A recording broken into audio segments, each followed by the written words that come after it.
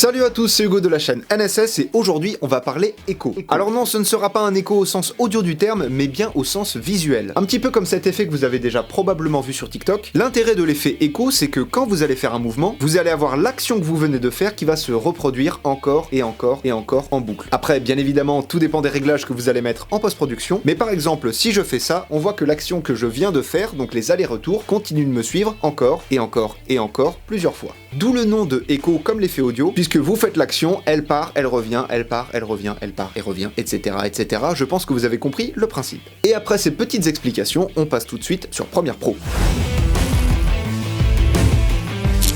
Pour votre effet écho, on va commencer par aller le chercher dans la fenêtre Effet et taper écho. Vous le glissez-déposez sur votre premier rush, et là quelque chose d'assez bizarre va se passer, c'est que la luminosité de votre image va changer. Ce souci est causé par l'opérateur de l'effet écho, qu'on pourrait aussi considérer comme mode de fusion, et on va le passer de addition à minimum. Et là on retrouve un éclairage normal. Alors pour l'instant il n'y a rien d'exceptionnel. Mais voyons un petit peu comment l'effet écho marche. Vous avez un paramètre d'intervalle qui va déterminer le temps d'écart entre chaque écho. Vous avez le nombre d'échos que l'on va pouvoir choisir. Alors attention, un écho, ça veut dire déjà 2 fois votre sujet. Quand il n'y a pas d'écho, ça veut dire que votre sujet est tout seul. Et si je l'augmente, disons à 10, on voit d'un coup qu'il y en a plusieurs. Là, c'est encore un petit peu difficile à discerner puisque l'intervalle est assez proche. Mais si je mets l'intervalle à 0,5 secondes, là tout de suite, on voit la différence. Et ça, ce sont les 3 paramètres principaux que vous allez utiliser, l'intervalle, le nombre d'échos et l'opérateur. Attention, chose très importante, si vous appliquez l'effet écho sur un rush, faites attention à ce que ce rush soit fait sur trépied. Votre plan doit être stable puisque sinon l'écho va s'appliquer aussi au décor, et si vous avez tout votre décor qui se multiplie et qui bouge dans tous les sens, ça va être absolument horrible. Attention également, c'est un effet qui mange énormément de ressources, donc n'hésitez pas à créer des proxys. Je vous mets un petit lien en haut de l'écran si vous avez oublié ce que c'est. Pour ce rush là, si on regarde dans les options d'effet, on voit que mon intervalle est réglé à 1, donc à 1 seconde, donc chaque écho a 1 seconde de décalage vis-à-vis du précédent, et le nombre d'échos est à 10, c'est-à-dire que le sujet, autrement dit chaque passant, est représenté en un exemplaire plus 10 échos, donc 11 fois. Ce qui fait que ça nous donne ceci.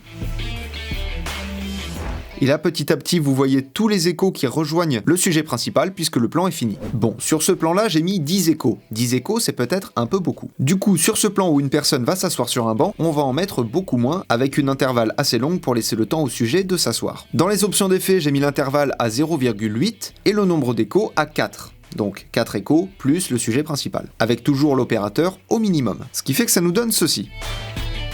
Donc on a notre sujet qui arrive, qui s'assoit sur le banc, et petit à petit, les échos disparaissent. Pour vous montrer une dernière possibilité, on va booster le nombre d'échos et réduire l'intervalle, pour faire comme un suivi de l'action quand notre danseur va faire ses mouvements. Ce qui fait donc que l'on va passer de ceci à des mouvements avec un esthétisme assez spécial. D'ailleurs, si on regarde les options d'effet, mon intervalle est à 0,02 secondes, c'est vraiment très peu, et mon nombre d'échos est à 15, donc on a 16 sujets à l'écran. Vous remarquerez d'ailleurs que l'opérateur n'est pas au minimum, mais au maximum, puisque si je le mets au minimum, mon sujet devient beaucoup plus sombre, et c'est pas voulu. Donc j'ai changé l'opérateur pour avoir mon sujet en luminosité classique, et ce qui fait que ça nous donne ceci.